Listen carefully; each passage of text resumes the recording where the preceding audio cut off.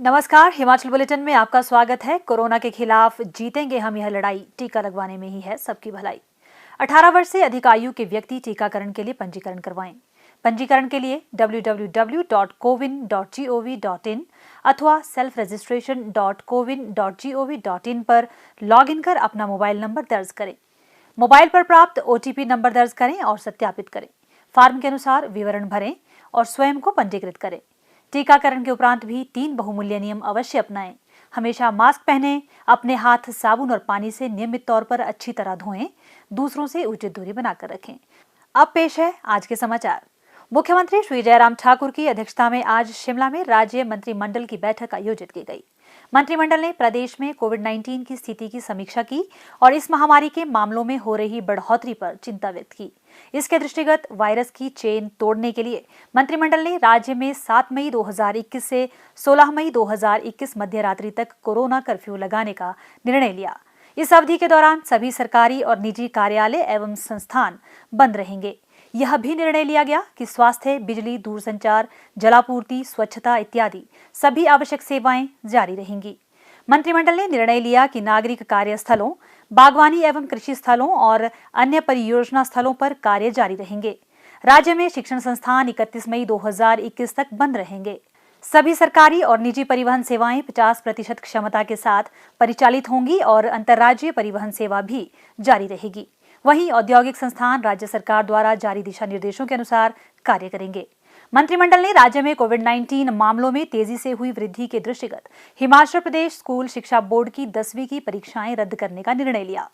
CBSE द्वारा 10वीं कक्षा के अपने विद्यार्थियों को स्तरोन्नत करने के लिए सुझाए गए मानकों के आधार पर राज्य स्कूल शिक्षा बोर्ड भी इन सभी विद्यार्थियों को 11वीं कक्षा में प्रमोट करेगा। यह भी निर्णय लिया गया कि बोर्ड की 12वीं कक्षा की परीक्षाएं और महाविद्यालयों की वार्षिक परीक्षाएं आगामी आदेशों तक निलंबित रहेंगी। बैठक में आबकारी एवं कराधान विभाग में अधिकारियों के वर्तमान पदों के स्थान पर विशेष एवं समर्पित हिमाचल प्रदेश राजस्व, राज्य कर एवं आबकारी सेवा सृजित करने का निर्णय लिया गया। मंत्रिमंडल ने क्षेत्रीय अस्पताल ऊना को 300 बिस्तरों वाले क्षेत्रीय अस्पताल के रूप में स्तरोन्नत करने को स्वीकृति प्रदान की ताकि लोगों को और बेहतर सेवाएं उपलब्ध करवाई जा सके। अस्पताल के लिए विभिन्न श्रेणियों के 76 पद सृजित करने को भी मंजूरी प्रदान की गई। बैठक में मंडी जिला के धर्मपुर में आवश्यक पदों सहित नया जल शक्ति वृत्त सृजित करने का निर्णय लिया गया। मंत्रिमंडल ने ऊना जिले के कुटलैहड़ विधानसभा क्षेत्र के अंतर्गत थाना कला में नया जल शक्ति मंडल खोलने को भी स्वीकृति प्रदान की। इसके अलावा जल शक्ति उपमंडल नंबर 2 ऊना के बेहतर प्रशासनिक संचालन के लिए वर्तमान स्टाफ व अधोसंरचना को बसाल स्थानांतरित करने का भी फैसला लिया गया। मुख्यमंत्री श्री जयराम ठाकुर ने आज शिमला में आयोजित सर्वदलीय बैठक की अध्यक्षता की। इस अवसर पर श्री जयराम ठाकुर ने नेताओं को राज्य में कोविड-19 की वर्तमान स्थिति और इस महामारी के प्रसार को रोकने के लिए राज्य सरकार द्वारा उठाए जा रहे कदमों के बारे में जानकारी दी। श्री जयराम ठाकुर ने कहा कि वर्तमान में राज्य में ऑक्सीजन उत्पादन क्षमता 53 मैट्रिक टन है, जिसमें INOX सोलन से राज्य का 15 मैट्रिक टन कोटा भी सम्मिलित है। प्रदेश सरकार ने केंद्र से राज्य को कोटा 30 मैट्रिक टन तक बढ़ाने का आग्रह किया है। वर्तमान में राज्य में 9 स्थानों पर ऑक्सीजन सिलेंडरों को भरने की क्षमता है और दीनदयाल उपाध्याय अस्पताल शिमला, क्षेत्रीय अस्पताल धर्मशाला और श्री लाल बहादुर शास्त्री राजकीय चिकित्सा महाविद्यालय नेरचौक में PSA प्लांट कार्यशील कर दिए गए हैं। श्री जयराम ठाकुर ने कहा कि राज्य के सभी स्वास्थ्य संस्थानों में पर्याप्त श्रम शक्ति सुनिश्चित की जा रही है। उन्होंने कहा कि चिकित्सकों की भर्ती की जा रही है। इसके अलावा आउटसोर्स आधार पर नर्सों, पैरामेडिकल स्टाफ और अन्य सहायक स्टाफ तैनात किया जा रहा है। मरीजों की उचित देखभाल के लिए MBBS के 4थे एवं 5वें वर्ष के विद्यार्थियों, कनिष्ठ एवं वरिष्ठ रेजिडेंट्स, नर्सिंग छात्राओं इत्यादि की सेवाएं ली जा रही है। उन्होंने कहा कि RT-PCR जांच के लिए निजी प्रयोगशालाओं की सेवाएं लेने के लिए प्रयास किए जा रहे हैं ताकि जांच रिपोर्ट में तेजी लाई जा सके। उन्होंने कहा कि MCH मंडी के कार्य में तेजी लाई गई है और इसे 1 माह के भीतर तैयार कर लिया जाएगा।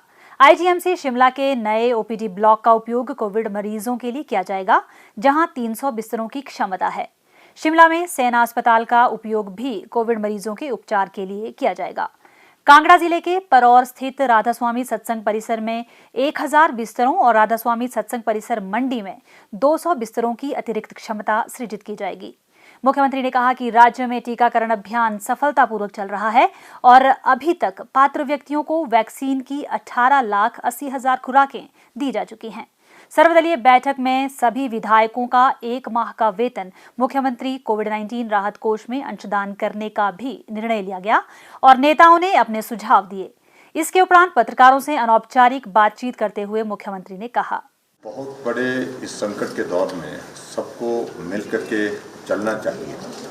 एक बहुत शुरुआत इस दृष्टि से ये सत्ता पक्ष और विपक्ष का साथ में बैठ कर के चर्चा करना कोविड की सारी सिचुएशन पर एक बहुत ही एक सार्थक संदेश देता है।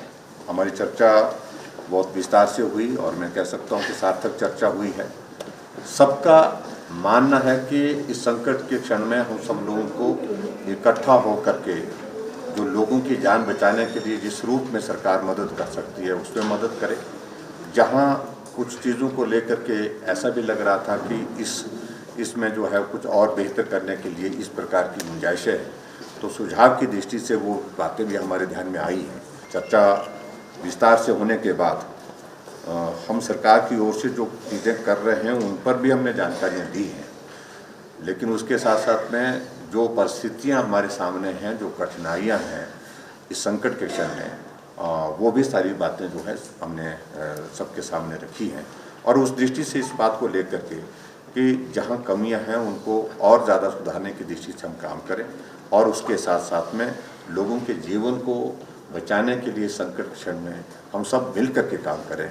ये मुझे लगता है सबसे महत्वपूर्ण संदेश है। हिमाचल प्रदेश में जो वैक्सीन का अभियान जो है 18 से 45 साल का होगा, जिसके लिए रजिस्ट्रेशन का प्रोसेस अभी हाल ही में जो है उन्होंने शुरू कर दिया है और जैसे वैक्सीनेशन की हमको जो है वो अवेलेबिलिटी वैक्सीन की अवेलेबिलिटी होती है उसके बाद फिर हम इसको फेस्ड मैनर में इसको शुरू करेंगे और उसमें हमने बड़ा स्पष्ट किया है कि वो फ्री ऑफ कॉस्ट करेंगे, बिना किसी पैसे के जो है वो वैक्सीन लगेगी। और जो दूसरा जो 45 से ऊपर का वैक्सीनेशन का अभियान और जिसमें कोमॉर्बिडिटीज के जो लोग हैं, पेशेंट हैं, वो भी उसमें शामिल हैं और उन सब के लिए जो वैक्सीन का अभियान हमारा सुचारू रूप से चल ही रहा है। अभी तक तो हिमाचल प्रदेश में ऑक्सीजन की कमी के कारण जो है वो किसी पेशेंट की मृत्यु हुई ऐसा रिकॉर्ड में नहीं आया है।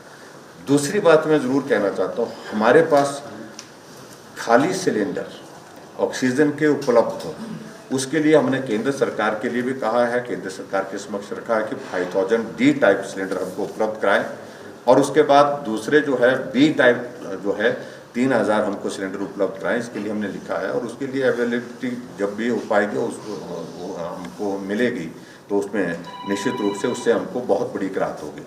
तब तक के लिए हमने जो है डिजास्टर मैनेजमेंट एक्ट के अंतर्गत जो है जितने भी खाली सिलेंडर, चाहे वो इंडस्ट्रियल सेक्टर में हमारे साथी हैं, काम कर रहे हैं, तो उनसे भी लिए हैं और जहाँ जहाँ भी उपलब्ध हो रहे हैं उनको भी हमने इकट्ठा किया है ताकि उनको हम ऑक्सीजन भर के जो है उपलब्ध करा सकें।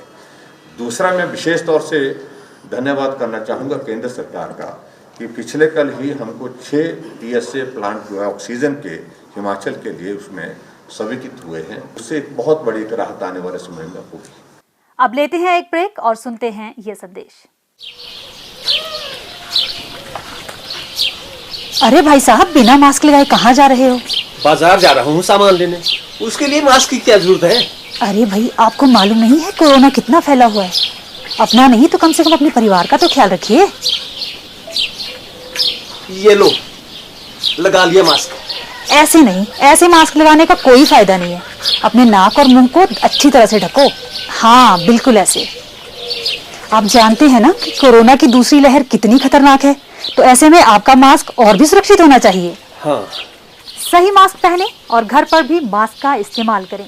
इसके अतिरिक्त अपने हाथों को बार बार साबुन और पानी से अच्छी तरह धोएं, सैनिटाइजर का इस्तेमाल करें और दूसरों से उचित दूरी बनाकर रखें। खुद भी सुरक्षित रहें और अपने परिवार और समाज को सुरक्षित रखने में अपना योगदान दें। ये हम सब की जिम्मेवारी है। कोविड काल जीवन संघर्ष से जूझता मानव और यहीं सरकार के सकारात्मक प्रयासों से थमती जीवन सांसों को मिल रही है रफ्तार। प्रदेश सरकार द्वारा विभिन्न अस्पतालों में उपचाराधीन कोविड-19 मरीजों को बेहतरीन सुविधाएं प्रदान करने के साथ साथ शीघ्र स्वास्थ्य लाभ के लिए समर्पित प्रयास किए जा रहे हैं। मरीजों का मनोबल बढ़ाने के लिए यहां स्टाफ ही उनका परिवार बनकर सुखद अनुभूति का एहसास करवा रहा है। स्वास्थ्य एवं परिवार कल्याण विभाग द्वारा दोपहर 2 बजे जारी बुलेटिन के अनुसार प्रदेश में कोरोना संक्रमण की जांच के लिए आज 4126 लोगों के सैंपल लिए गए, जिनमें से 402 लोगों की रिपोर्ट नेगेटिव पाई गई है, जबकि 3712 लोगों की रिपोर्ट आना बाकी है। अभी तक 15,60,741 लोगों की जांच की जा चुकी है, जिनमें से 14,39,697 सैंपल की जांच नेगेटिव पाई गई है। प्रदेश में कुल 1,12,106 लोगों में कोरोना वायरस के संक्रमण की पुष्टि हुई है, जिनमें से 87,050 लोग इस बीमारी से ठीक हो चुके हैं और 23,338 व्यक्ति उपचाराधीन है। हिमाचल बुलेटिन देखने के लिए सब्सक्राइब करें YouTube channel DPR Himachal, follow करें ट्विटर @DPRHP, लाइक करें Facebook page information and public relations department Himachal Pradesh, visit करें वेबसाइट www.himachalpr.gov.in। इस अंक में इतना ही, कल फिर होगी मुलाकात, दीजिए इजाजत, नमस्कार।